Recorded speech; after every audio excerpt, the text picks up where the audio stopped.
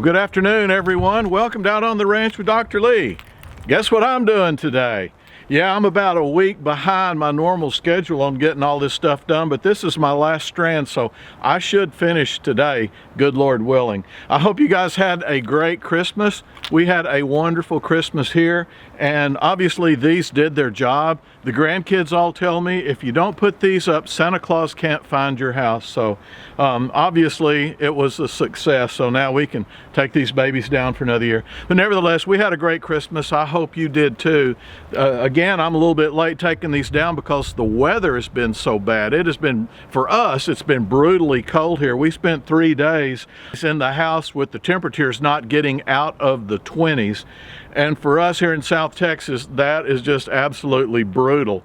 Again, I say, I don't know how you people in colder climates tolerate it, but maybe you get used to it with time, but I haven't had enough time here. Nevertheless, thanks for dropping by, helping us start off this new year. This will be our first video of the new year, and unfortunately, this year we can't ring in the new year like we usually do. If you know my family, we usually all gather a bunch of Christmas trees, take them out in one of the pastures, and then Matt makes a pyrotechnic display out of it.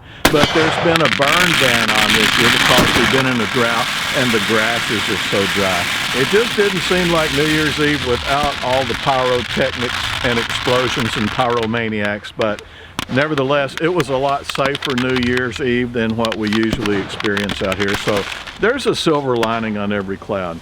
Again, it's been really, really cold here, and South Texas phenomenon happened that we only see when it gets really, really cold here, and it only happens usually once a year, and that is the freeze weed popped out. And I know a lot of you don't know what that is because this is the only area that I've ever lived in that had this.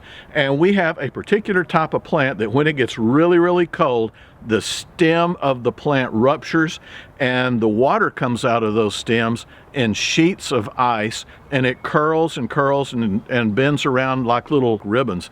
And some of them are just really beautiful little formations, but they pop up all over the place. If you just drove by our place, it would look like some writer with a massive case of writer's block had a problem, threw his papers all over the pasture. Any pastures that are mowed, we never see it. It's only in the pastures that do not get mowed, and the freeze weed is allowed to grow to its maximum height. But anyway, I thought you'd enjoy seeing that.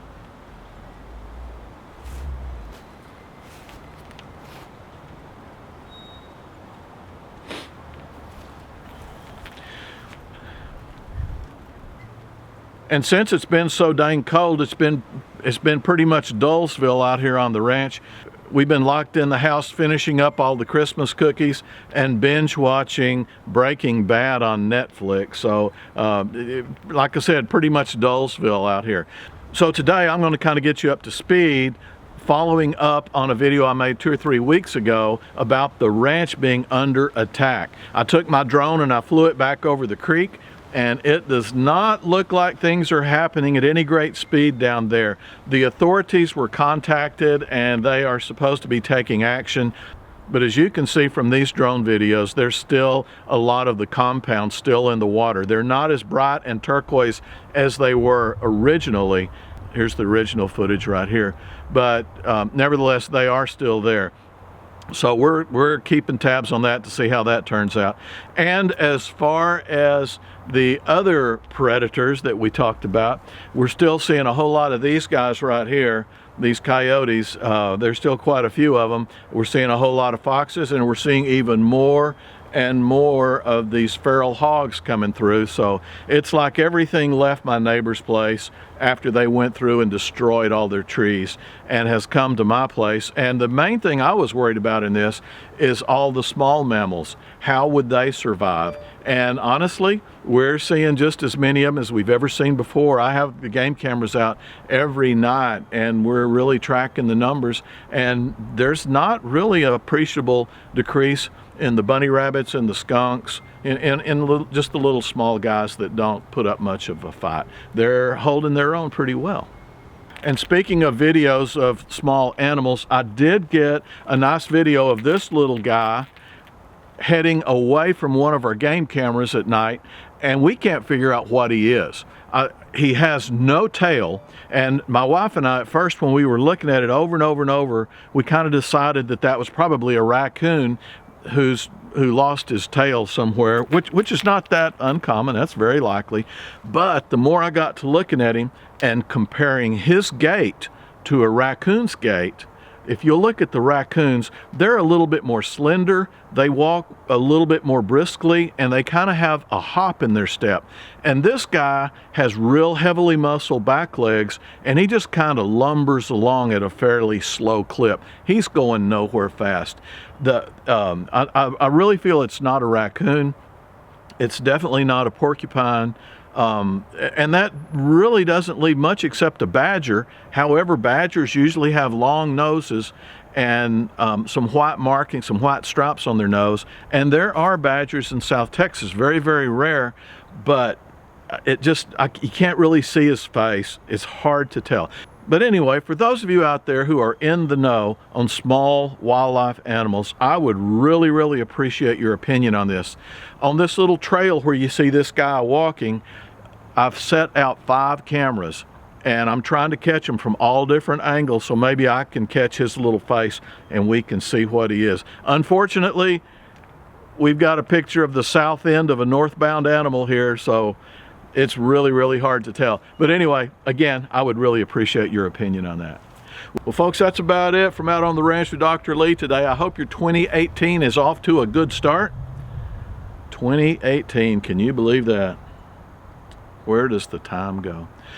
But nevertheless, I hope it's off to a good start. I hope it's the best year you've ever lived. Thank you again for stopping by, helping me take down my last strand of Christmas lights. I do it with so much care and concern about keeping everything straight, and I promise you, before next December, some gremlin is going to tie these things in about 50 knots. Does that happen to yours too? Anyway, guys, please leave comments on what kind of little critter you think I have roaming the ranch here. I'll really be interested to see your comments and your remarks. You guys take care. Always remember I love you, and we will see you soon. Adios now.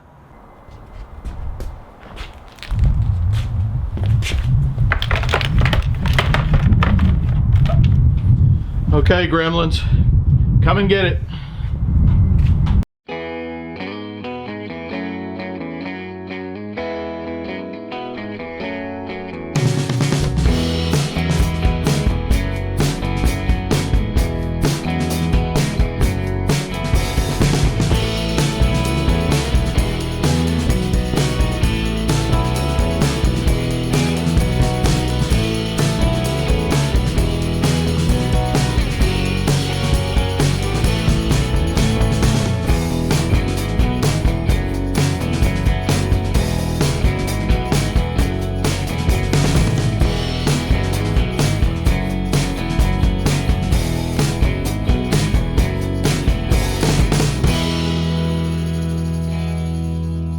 So what you doing there, Al? Neutering a dog, Dad. All right. Who's going to learn you? That's a mistake. It's